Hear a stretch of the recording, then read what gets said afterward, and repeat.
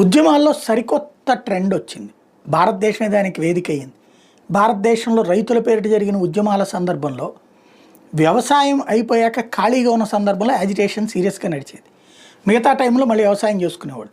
కానీ పని లేనటువంటి వాళ్ళందరూ అక్కడ కూర్చుని రోజు వాళ్ళకి రోటీలు, వాళ్ళకి మసాజులు, భోజనాలు, అన్ని రకాల ఏర్పాట్లు చేసినటువంటి సందర్భం. దీనికి యుఎస్ఐ డబ్బులు ఇచ్చారా, లేకపోతే సోరోస్ వాళ్ళు ఇచ్చారంటే సోరోస్ యుఎస్ఐ డబ్బులే ఇస్తాడు.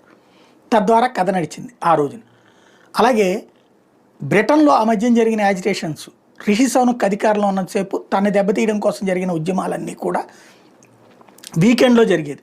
శని ఆదివారాలు అక్కడ సెలవు కాబట్టి శనివారం పూట ఉద్యమాలు చేసేవాళ్ళు, ఆదివారం రెస్ట్ తీసుకునేవాళ్ళు, లేదా ఆదివారం పొద్దున పూట ఉద్యమం చేసేసి ఆ పైన మధ్యాహ్నం రెస్ట్ తీసుకునేవాళ్ళు.